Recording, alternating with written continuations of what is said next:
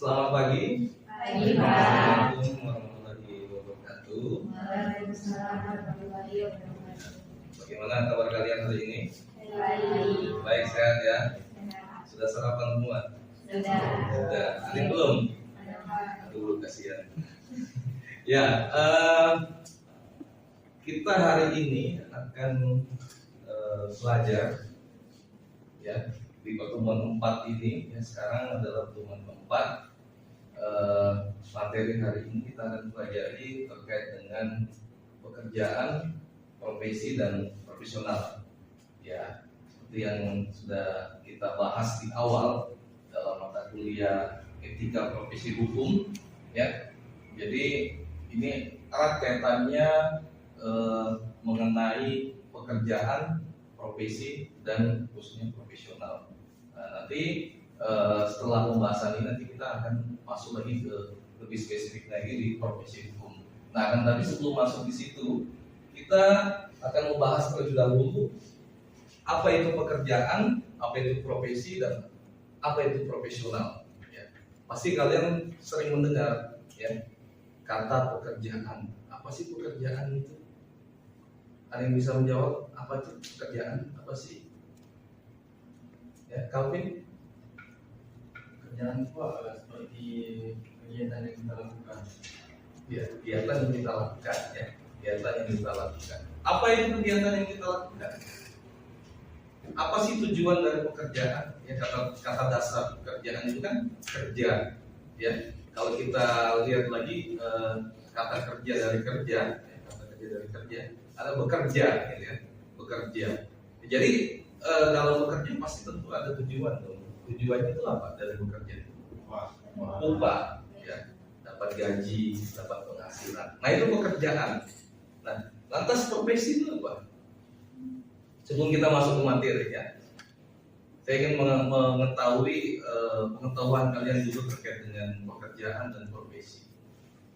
Kenapa harus dibedakan ada pekerjaan, ada profesi? Apa sih bedanya? Kalau profesi itu gimana, Sabrina? Suatu pekerjaan atau kegiatan yang membutuhkan keahlian khusus. Keahlian khusus. Ya, contohnya apa tuh keahlian khusus? Contohnya kayak chef harus bisa masak. Saya harus bisa masak. Saya itu bisa masak. Bapak bisa masak. Dia bisa. Terus apa lagi contohnya? Berarti saya bisa masak gitu. Profesi. Iya. Hah? Atau enggak? Ya, terima kasih atas respon kalian. Nah, sekarang kita akan masuk ke dalam pembahasan mengenai pekerjaan. Nah, ini ada beberapa hal terkait dengan pekerjaan. Yang pertama itu hakikat bekerja adalah kodrat manusia. Semua manusia itu harus bisa bekerja, ya, harus bisa bekerja. Ya, kalian di sini nanti setelah lulus pasti akan bekerja kan? Atau ada di sini cita-citanya mau jadi pengangguran? Nah, nggak ada kan? Nah, semua pasti ingin bekerja. Ya, entah itu tuntutan orang tua, tuntutan istri, keluarga, ya. Ya, atau tuntutan dari diri sendiri. Saya harus bekerja dong, ya kan? Maksud saya mau jadi bambong pengangguran gitu kan? Ya, hakikatnya, ya, itu merupakan kodrat manusia. Ya. Kalau di pertemuan di awal kita bicara tentang manusia, ya, itu merupakan satu kebutuhan manusia juga. Pekerjaan itu, bekerja itu merupakan salah satu kebutuhan dari manusia. Ya. Nah, yang kedua adalah pekerjaan, hal yang dilakukan untuk pemenuhan kebutuhan hidupnya. Nah, itu tadi, ya, tujuan. Ada tujuan di sini. Ada tujuan untuk memenuhi kebutuhan hidup manusia, maka manusia harus bekerja, ya, seperti itu. Nah, Thomas Aquinas, seorang filsuf, yang mengatakan bahwa wujud kerja dan pekerjaan itu mempunyai 4 macam tujuan hidup. Ya, tujuan yaitu yang pertama memenuhi kebutuhan hidup, yang kedua mengurangi tingkat pengangguran dan kriminalitas. Ini sangat berpengaruh juga, ya. Ya, kalau banyak yang menganggur, pasti ya akan meningkat juga kriminalitas. Ya, kalau kalian belajar ilmu kriminologi, ya pasti sudah pasti kalian tahu gitu. Ada hubungan antara pengangguran dan kriminalitas. Nah, jadi pekerjaan menurut Thomas Aquinas, ya salah satunya ya tujuannya itu mengurangi tingkat pengangguran dan kriminalitas. Nah, yang ketiga adalah apa? Melayani sesama. Ya. Dan yang keempat, mengontrol gaya hidup. Nah, dalam pekerjaan itu apakah semuanya itu ada yang hanya semata-mata tujuannya untuk memperoleh keuntungan, atau ada pekerjaan yang memang tidak ada penghasilan di situ?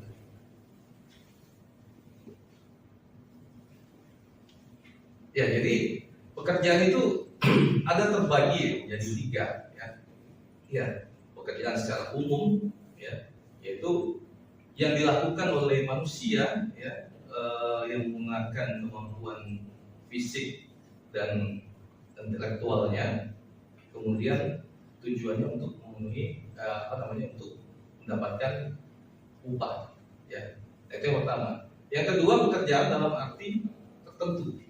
Nah, ini pekerjaan yang memerlukan daya intelektual dan daya fisik, tapi dia orientasinya bukan kepada upah atau penghasilan.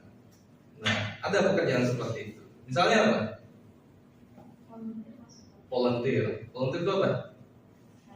Relawan. Nah, itu termasuk salah satu pekerjaan. Dan yang ketiga adalah pekerjaan dalam arti khusus, yang memerlukan pendidikan khusus, keterampilan khusus. Nah, itu adalah 3 jenis pekerjaan. Kita lanjut. Nah, ke profesi.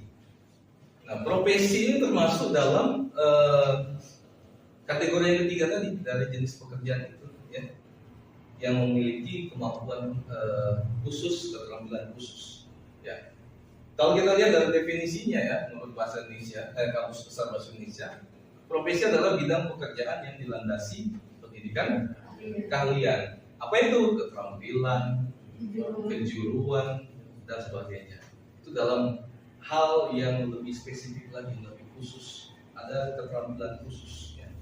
Seperti itu. Nah, kalau kalian lihat di situ, siapa aja di situ? Ini apa? Ini pramugari ini. Saya ada koki. Ini, ya, dan seterusnya, ya. Itu adalah contoh, ya, contoh dari profesi. Oke, kita kembali. Jenis profesi yang dikenal antara lain, misalnya profesi hukum, profesi bisnis, profesi kedokteran, dan profesi pendidikan. Nah, kalau di dalam lingkup profesi hukum, kira-kira apa yang kalian ketahui? Pengacara, hakim, jaksa, ya, oke, polisi, Calvin. Ya, lanjut. Profesi bisnis apa?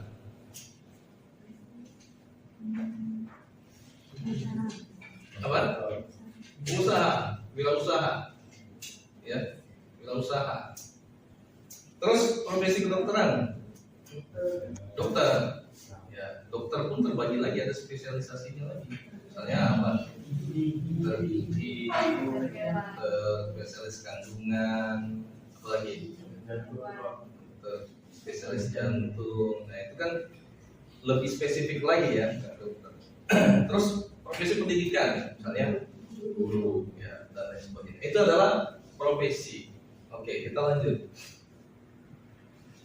Nah, ciri-ciri profesi. Di sini ada 6 cirinya. Yang pertama adalah memiliki pengetahuan yang khusus tentang suatu bidang atau pekerjaan tertentu, ya, keahlian dan keterampilan melalui pendidikan khusus serta pengalaman yang lama di bidangnya. Nah, ini pengetahuan yang khusus tentang suatu bidang pekerjaan, dia harus memiliki itu. Dengan cara apa? Ya, melalui pendidikan khusus. Untuk menjadi seorang advokat, dia harus menempuh pendidikan khusus profesi advokat, atau biasa disingkat dengan PKPA dan seterusnya, gitu ya. Nah, yang kedua, di dalam profesi juga memiliki aturan yang bisa kita sebut standarisasi yang tinggi. Ya, biasa mereka menjalankan kode etik di bidangnya masing-masing. Jadi setiap profesi itu ada kode etik profesi, kode etik advokat, ya, kode etik apa dokter, kode etik, apalagi perawat dan seterusnya. Ya, itu adalah suatu aturan yang memang khusus untuk satu profesi tertentu. Ya. Nah yang ketiga sangat mementingkan masyarakat, pelayanan kepada masyarakat, mendahulukan kepentingan orang banyak dibandingkan kepentingan pribadi. Nah, itu bedanya. Makanya kita sebut profesi itu lebih kepada pelayanan kepada masyarakat. Harus didahulukan, ya prinsipnya itu harus didahulukan melayani masyarakat dibanding orientasi kepada penghasilan. Selalu seperti itu ya.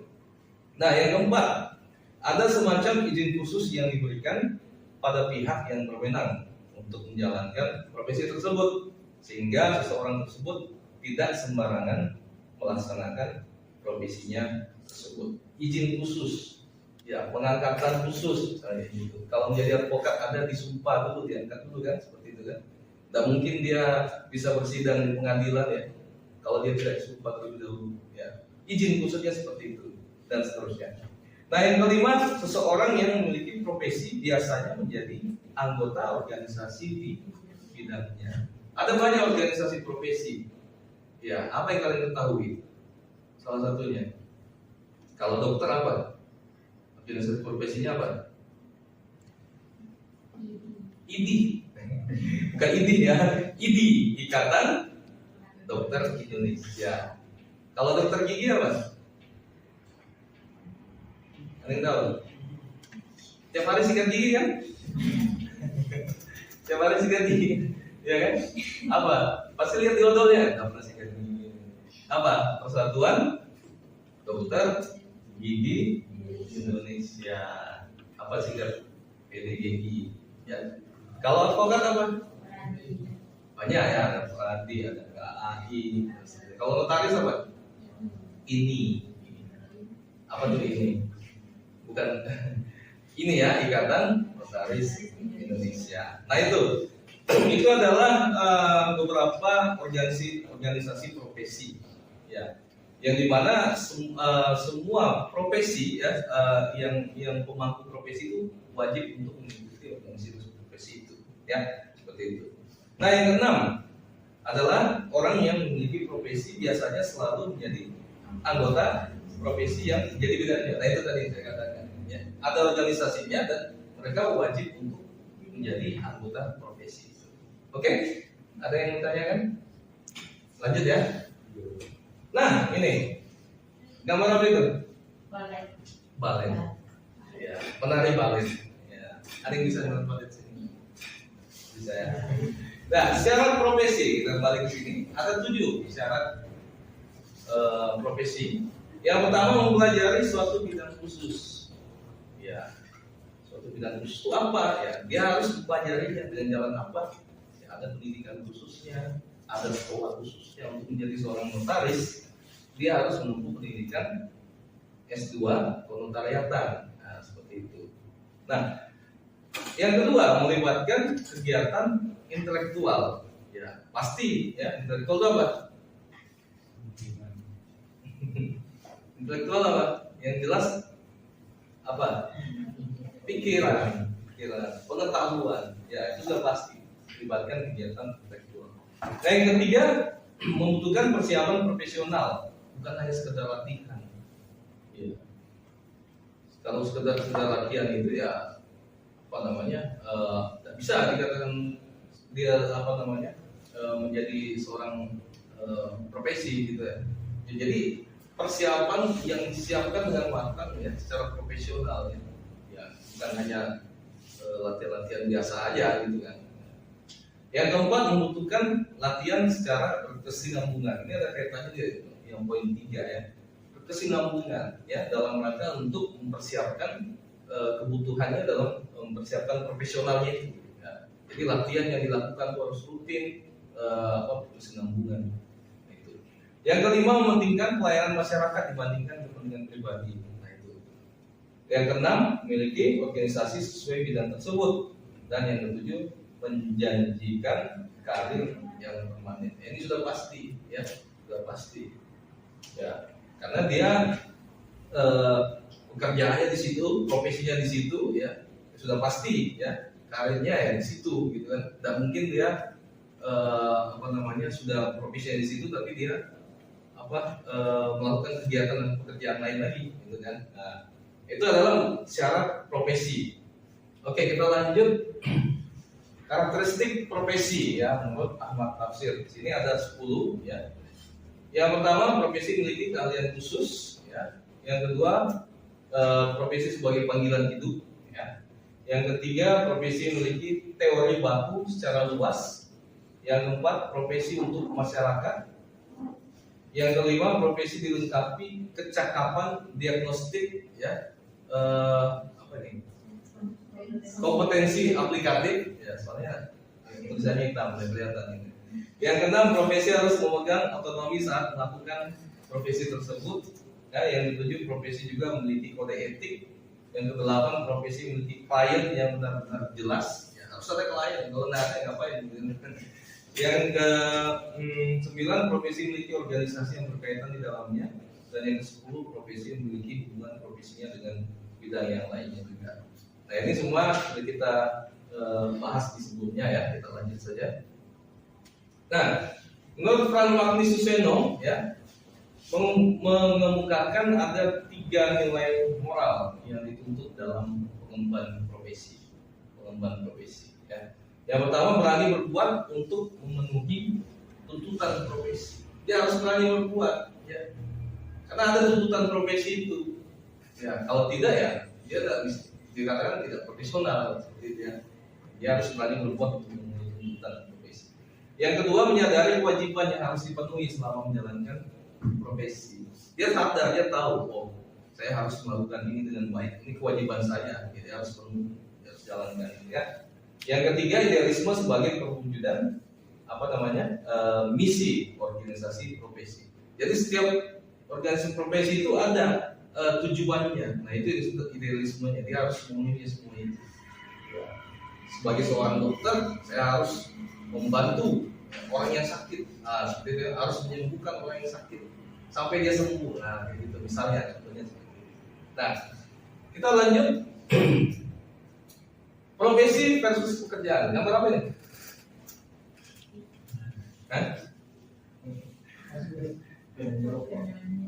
Penyanyi. Ya, profesi merupakan bagian dari pekerjaan. Jadi perbedaan antara profesi dan pekerjaan itu adalah profesi merupakan bagian dari pekerjaan. Ya kan dia bekerja dari profesinya dia. Tetapi tidak semua pekerjaan adalah profesi. Tidak semua pekerjaan adalah profesi. Misalnya sopir Grab sopir Grab. Dia profesi atau pekerjaan? Ya, dia bekerja. Jadi ada sering yang mengatakan dia profesinya sebagai sopir Grab. Itu udah salah gitu ya. Jadi seharusnya dia dikatakan pekerjaannya sebagai sopir Grab. Seperti itu. Dia pekerjaannya sebagai notaris. Benar atau salah? Lebih tepatnya dikatakan dia profesinya sebagai notaris ya, lebih tepatnya seperti itu. Ya, itu adalah perbedaan antara profesi dan pekerjaan. Oke, kita lanjut. Sampai sini ada yang tanya kan? Setelah semua ya. Nah, profesional. Kita masuk profesional. Ya. Seorang yang profesional adalah seseorang yang menjalankan profesinya secara benar dan melakukannya menurut etika dan garis keprofesionalan yang berlaku pada profesinya tersebut. Ya kan? Titik penekanan dari profesionalisme adalah penguasaan ilmu pengetahuan atau kemampuan manajemen beserta strategi penerapannya. Nah, itu tadi dikatakan profesional. Ada beberapa hal tadi yang sebelum kita masuk di sini ya. Tuntutan dari profesi itu harus dia jalankan dengan baik, maka dia dapat dikatakan profesional ya. Kalau dia tidak menjalankan profesinya secara benar ya, dia dikatakan tidak profesional ya kan. Advokat ini tidak profesional ya kan, contohnya seperti itu. Oke, kita lanjut di pembahasan selanjutnya ada prinsip profesional ya. Yang pertama adalah tanggung jawab Ya, prinsip tanggung jawab ini bisa dikatakan sebagai kewajiban yang harus dimiliki kaum profesional. Ini adalah dasar ya, dasar dari seorang pemangku profesi untuk menjalankan profesinya. Itu pertama adalah tanggung jawab. Kalau dia tidak bertanggung jawab, ya maka dia bisa dikatakan tidak profesional. Dia harus bertanggung jawab dulu, ya seperti itu. Nah, yang kedua, prinsip keadilan, mampu memenuhi hak dan kepentingan pihak tertentu. Ia mampu menjamin bahwa tidak ada pihak yang dirugikan karena profesinya. Nah, jelas ya, prinsip keadilan itu. Nah, yang ketiga adalah otonomi, memberikan kebebasan kepada mereka dalam menjalankan profesinya. Dalam artian mereka memiliki otonomi untuk menjalankan profesi dan menyelesaikan tugasnya, ya seperti itu. Dan yang keempat, yang terakhir adalah integritas moral. Ya, seorang profesional adalah seorang yang memiliki integritas moral tinggi. Hal tersebut tercermin dari kemampuan mereka menjaga keluhuran profesinya, misalnya dengan patuh pada kode etik. Selain itu juga pada tujuan kerja mereka untuk dapat bermanfaat bagi banyak orang. Nah, kadang-kadang banyak juga ya pemangku profesi yang tidak patuh kode etiknya, sehingga mengakibatkan bahwa organisasi profesi itu dicap buruk bagi masyarakat. Ya, seperti yang kita ketahui sekarang ya, banyak kejadian ya, advokat yang sembrono misalnya gitu kan, yang melanggar kode etik ya. Misalnya kita katakan advokat yang naik di atas meja, ya kan? Itu kan fakta, nah, bukan kita mengada-ngada ya. Itu kan jadi masyarakat mencap bahwa, aduh, rumahnya begini tinggal advokat, ya, gitu kan? Nah, itu yang sebenarnya sangat disayangkan, gitu. Sangat disayangkan sekali bahwa seorang pemangku profesi, bahkan mau dikatakan profesional, tetapi tidak bisa menjaga marwah organisasi profesinya sendiri. Seperti itu. Misalnya lagi ya, dokter yang hanya ingin mencari banyak pasien, ingin mencari keuntungan, ya seperti itu. Tapi tidak memperhatikan, ya tidak. Dan dia juga bisa bermain lebih kepada bisnis daripada pelayanan kepada masyarakat. Misalnya konsultasinya tinggi, misalnya gitu kan, dan biaya obatnya juga sangat tinggi, ya seperti itu. Nah itu harus diperhatikan bagi pemangku profesi, ya, bahwa dia harus menjaga marwah organisasi profesinya supaya dia dikatakan profesional seperti itu. Lanjut, ada yang bertanyakan? Lanjut. Nah, bagaimana menjadi profesional? Ya, yang pertama memiliki sikap yang baik. Sudah pasti dong, semua orang baik banyak yang suka ya. Ada yang tidak suka orang baik di sini. Nah, semua kan. Jadi sikap yang baik itu merupakan prinsip dasar yang harus dimiliki, ya kan? Nah, penting bagi seorang profesional memiliki attitude apa? Baik. Ya, itu tuh apa? Sikap tingkah laku yang baik, ya. Attitude yang baik. Yang kedua, perhatikan bahasa. Pertama adalah bahasa lisan. Bahasa dan tutur kata yang baik adalah hal yang harus dilakukan oleh seorang profesional, ya kan? Selain itu juga bahasa tubuh. Ini mungkin sering diabaikan, tapi jangan sampai diremehkan, karena bahasa tubuh juga merupakan bagian dari komunikasi. Nah, itu sikap dan bahasa, tutur kata. Ya. Kalau ada dokter yang misalnya datang, kok sakit apa? Misalnya gitu kan. Akan 2 kali datang gitu kan. Siapa yang mau gitu kan? Orang datang berobat malah dimarah-marahin. Misalnya gitu ya contoh. Nah, yang ketiga, perhatikan penampilan. Ya, penampilan juga. Pakaian merupakan bagian dari komunikasi. Karena saya kan pengen ganteng sekali hari ini kan, pakai kemeja, celana, sepatu, ya kan? Coba saya pakai baju kaos oblong yang bolong-bolong gitu kan. Ya tidak mungkin kan, gitu kan? Ya, jadi penampilan juga harus diperhatikan. Bagian dari komunikasi. Pakaian dan penampilan kita mampu merepresentasikan banyak hal pada lawan bicara.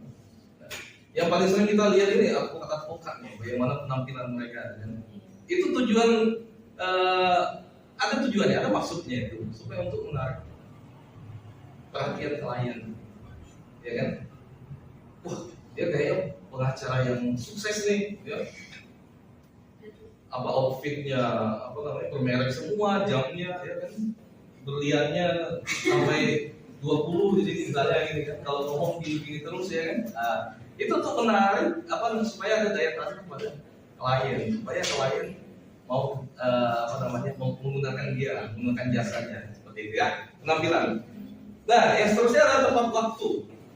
Ya, ini harus diperhatikan juga ya, seorang profesional adalah dengan menjadi seorang yang tepat waktu dimanapun, untuk kondisi apapun, pastikan kamu tepat waktu. Biasakan dari sekarang tepat waktu ya, mahasiswa banyak suka lambat gitu ya. Ya, sudah jamnya ya. Kalau bukan dari sekarang kalian biasakan tepat waktu ya, kapan lagi gitu ya. Nah, di situ untuk menjadi seorang profesional seperti itu ya, Mansua ya. Oke. Yang terakhir adalah memisahkan urusan pekerjaan dengan pribadi. Nah, ini juga sangat sering kita temukan ya. Dia mencampur adukan antara urusan pribadinya dengan profesinya, pekerjaannya, ya seperti itu. Sampai sini ada yang tanyakan? Cukup jelas ya. Kita lanjut.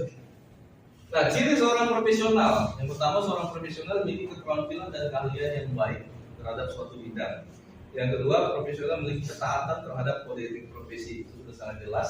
Yang ketiga, seorang profesional memiliki tanggung jawab dan integritas yang tinggi terhadap profesinya. Yang keempat, profesional memiliki tekad untuk bermanfaat bagi kepentingan orang banyak. Ya. Selanjutnya, seorang profesional memiliki kemampuan organisasi dan perencanaan yang baik. Dan yang terakhir, profesional biasanya akan tergabung dalam suatu organisasi profesi. Ya, misalnya tadi ini sudah kita bahas. Gitu ya. Nah, kita fokus ke yang kedua dulu. Harus taat kepada kode etik profesinya. Ya, kalau tidak ya pasti ada sanksi. Karena dalam kode etik profesi itu ada diatur mengenai sanksi bagi yang melanggar. Itu entah itu dia pemecatan secara tidak hormat atau mungkin sanksi administrasi dan seterusnya. Gitu ya. Jadi tidak main-main juga, kode etik profesi ini harus ditaati. Karena kalau tidak ditaati maka ada sanksi yang akan diterapkan baginya. Lanjut. Nah, slide terakhir. Kerjalah dengan cinta. Jika engkau tidak dapat bekerja dengan cinta, lebih baik engkau meninggalkannya dan mengambil tempat di depan pintu gerbang candi-candi, meminta sedekah kepada mereka yang bekerja dengan penuh suka dan cinta. Karyanya Khalil Gibran. Oke, sampai di sini masih ada yang ingin dibahas atau ada yang kalian mau ingin tanyakan? Jika tidak ada, ya maka kelas hari ini cukup sampai di sini. Terima kasih atas perhatian kalian semua. Ya, silakan keluar kelas dengan tertib. Ya, hati-hati di jalan dan saya ucapkan selamat siang untuk kita semua. Assalamualaikum warahmatullahi wabarakatuh. Siap, Pak.